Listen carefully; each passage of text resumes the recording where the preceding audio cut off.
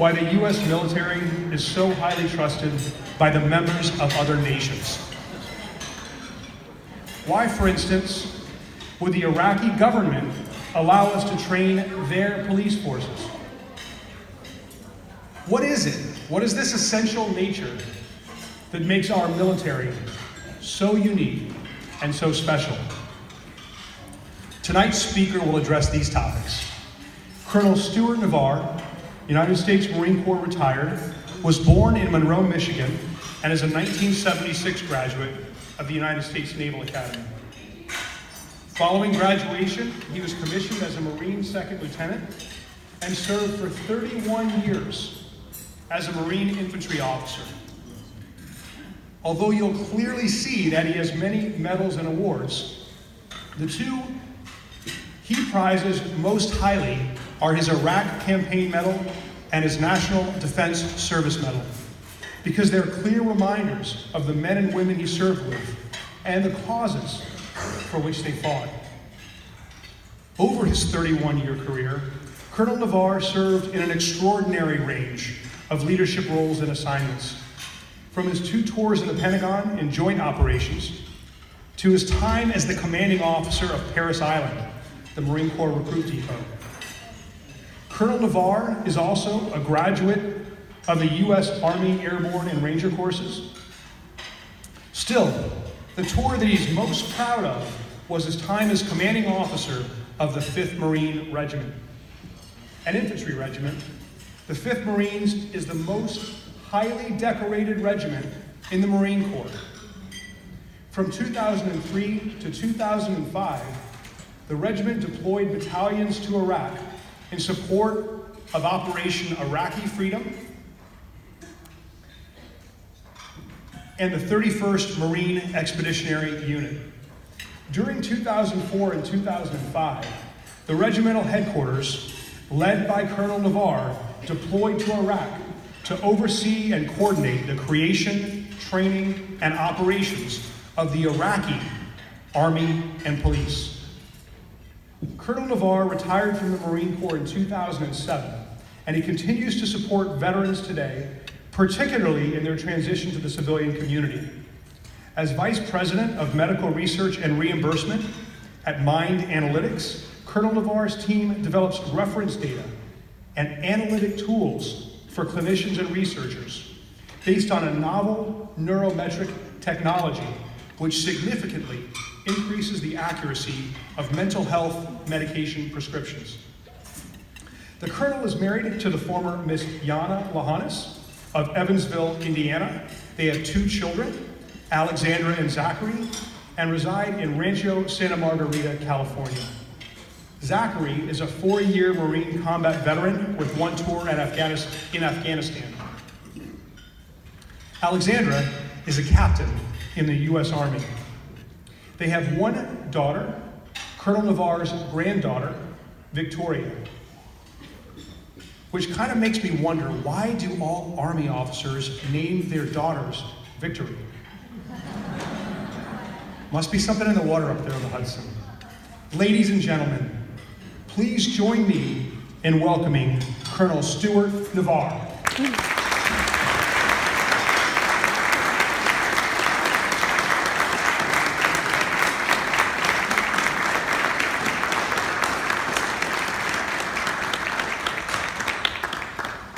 Brett, thanks very much. I am Stewart Navarre, and it was my privilege to serve as a Marine infantryman for over 30 years. My remarks are based on that experience. I'm speaking tonight to those currently at the Academies, their families, and honored guests. I'd like to thank the folks that invited me this evening, for all the Service Academy alumni associations for hosting this dinner and inviting me to speak to you this evening. It is a privilege to be asked to speak about a topic of essential importance to the United States. Before we get started, we do not always see or fully appreciate the effort it takes to put an event on like this. So if we could, I'd like to thank and ask you to join me in thanking the committee and all the folks that put this together tonight. Thank you.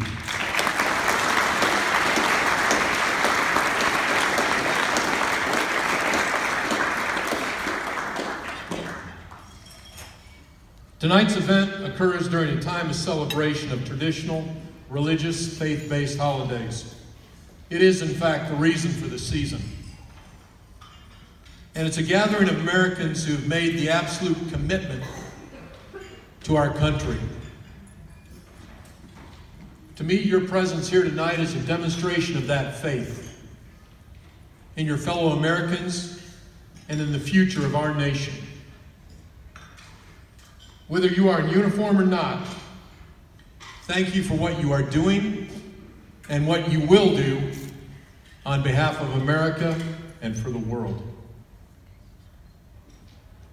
I'll tell you that having been stationed in many locations around the world, on the East and West Coast, deployed to Iraq, the highlight of my tour was a deployment in combat to the Navarre province of Iraq. And service in combat with members of the U.S. military from all services, folks that you will be in command of in the short term. This is not a commemorative event, but Abraham Lincoln provided a model for speakers during the dedication of the Soldiers' Cemetery at Gettysburg in November of 1863. His address of 2 minutes followed the main oration of 2 hours. And I anticipate very few of us here know who that speaker was. But none of us should be unfamiliar with the Gettysburg Address. President Lincoln's remarks drew on the essential nature of the Founding Fathers' vision for our country and charged us as Americans, and in particular, those of us in uniform, with a duty. He spoke 4 months after a truly historic battle, but his remarks could be given today at the gravesite of any fallen service member anywhere in our country. He said, "The world will little know nor long remember what we say here, but it can never forget what they did here. It is for us, the living, rather, to be dedicated here to the unfinished work which they who fought here have thus far so nobly advanced." I have a nephew who's a petty officer in a special boat unit down at Coronado. He's about 6 years into his career, and he's a little frustrated with the Navy's assignment policy. And that is not a surprise to folks that have dealt with those folks. And he's currently considering his career options, to include potentially leaving the service. He came to dinner at our house last week, and as we were discussing potential career options, his fiancée made a statement that if he left the military, perhaps he could make a greater impact somewhere else. I assured her, and I assure you, that he and you may make an important impact somewhere else out of uniform, but you will never do anything more important than serve in the armed forces of the United States of America.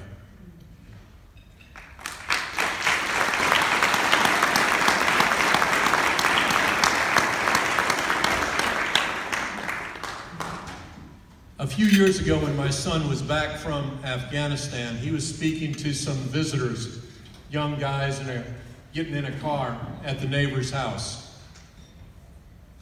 And they asked him, "What are you doing?" He said, "Well, I'm in the Marines. I'm just back from Afghanistan." They said, "Well, we wish you the best, but we can't support what you do."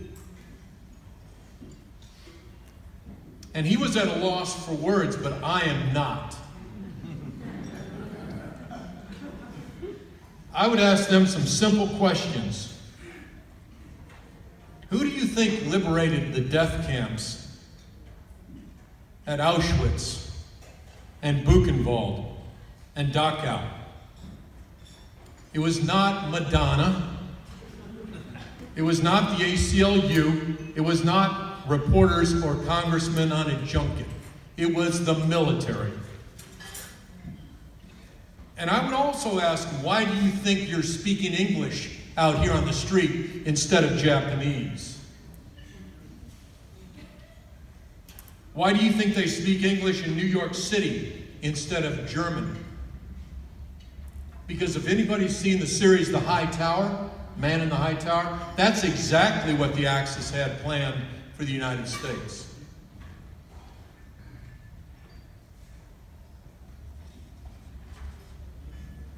Americans in uniform today are a small fraction of our population in the United States, and absolutely infinitesimal compared to the population of the world in general.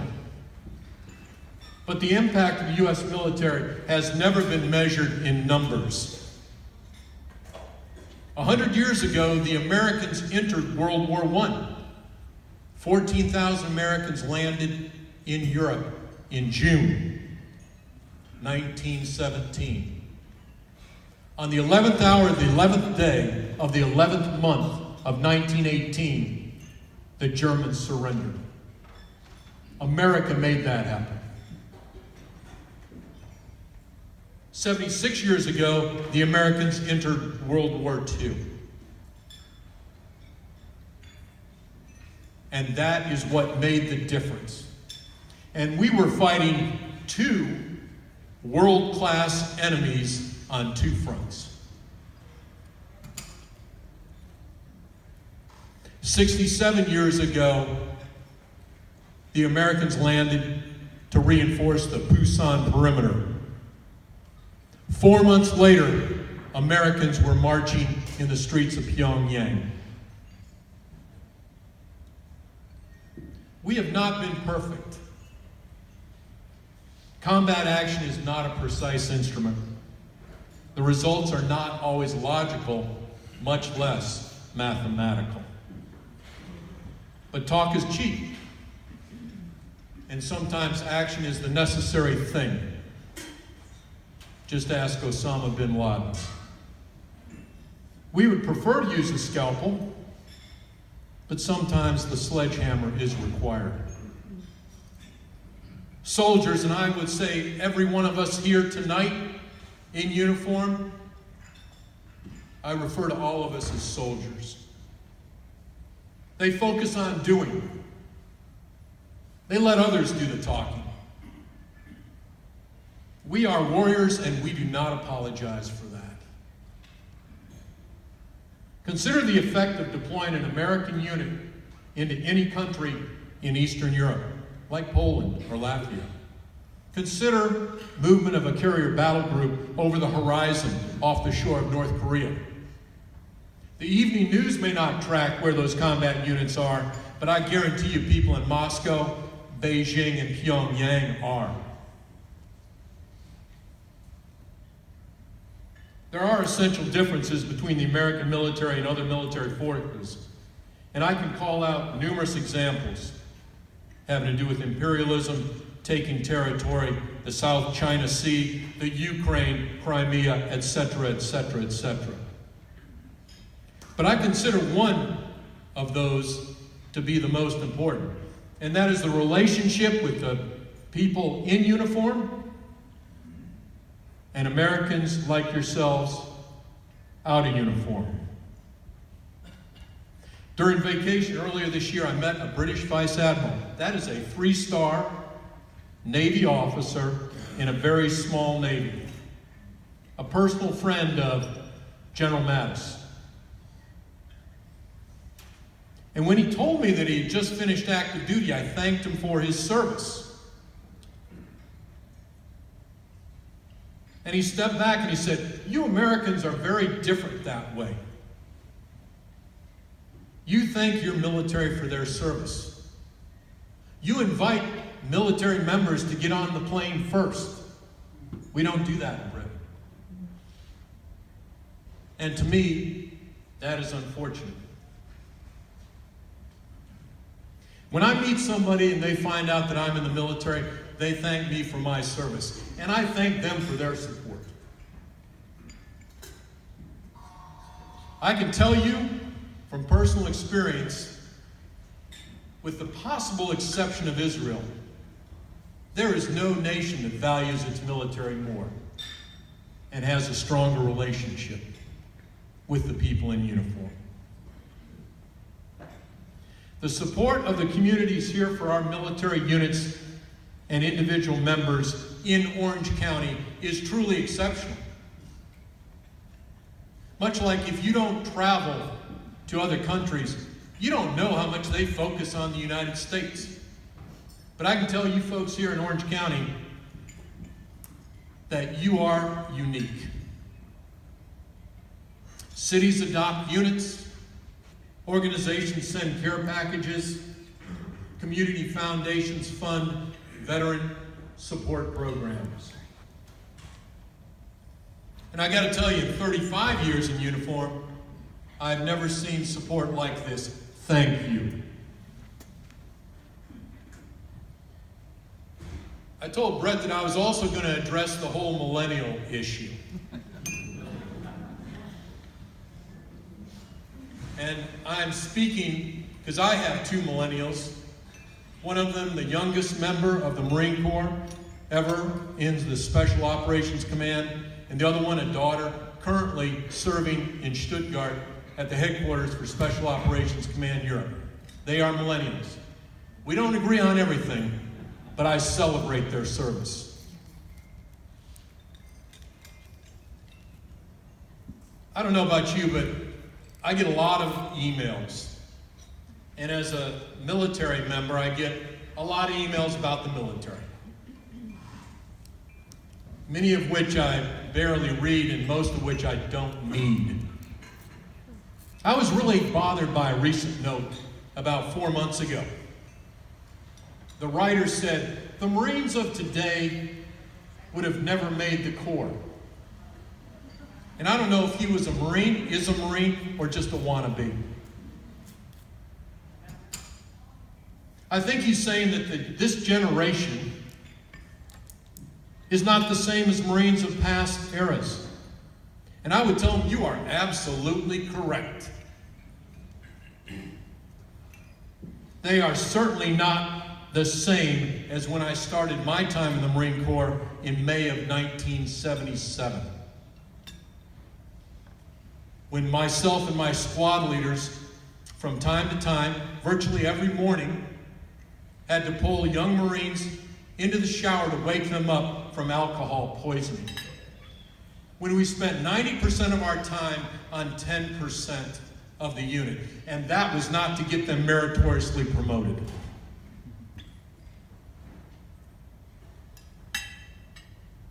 These days, I help Representative Mimi Walters interview Naval Academy candidates. I just got done with that about 2 weeks ago, and I will tell you that I would not have been able to compete with the candidates applying for the Naval Academy today. Here's another data point for you. During 2003 to 2005, I was the commander of the 5th Marine Regiment. And we were going in and out of Iraq. We were in Ramadi. We were in Fallujah. We were in Habbaniyah. We were up at Al-Qaim. We were on the Syrian border. We were in the heart of the Sunni resistance. And we lost 99 Marines and sailors in 2 years. And that wasn't the total cost, as you can imagine. And my wife, Yana, would go and visit those Marines who had been evacuated medically through land school back to the Camp Pendleton Hospital. And virtually every one of them was between 18 and 21, millennials. And it didn't matter how badly injured any of those Marines were. Every one of them asked my wife to talk to me to get them back to their unit at the front in Iraq with their buddies. I thank God that we have millennials, and good on you.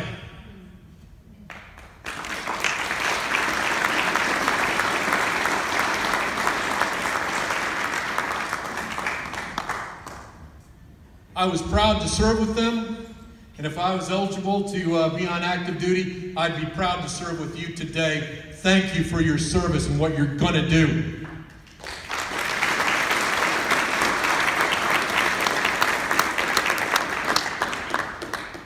John F. Kennedy said, "Let the word go forth from this time and place to friend and foe alike, that the torch has been passed to a new generation of Americans, and this is the new generation."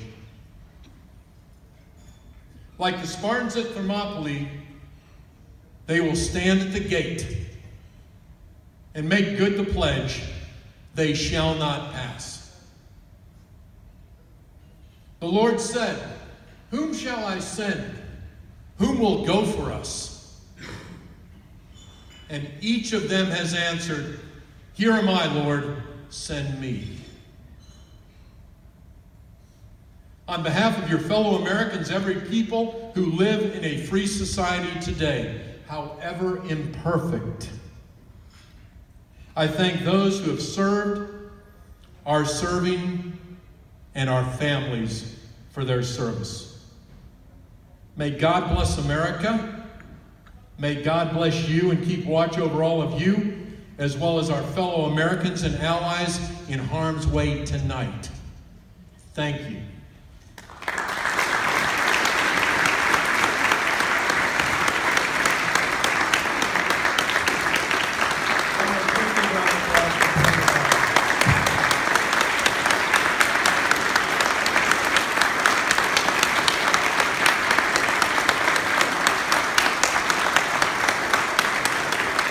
Thank you, sir.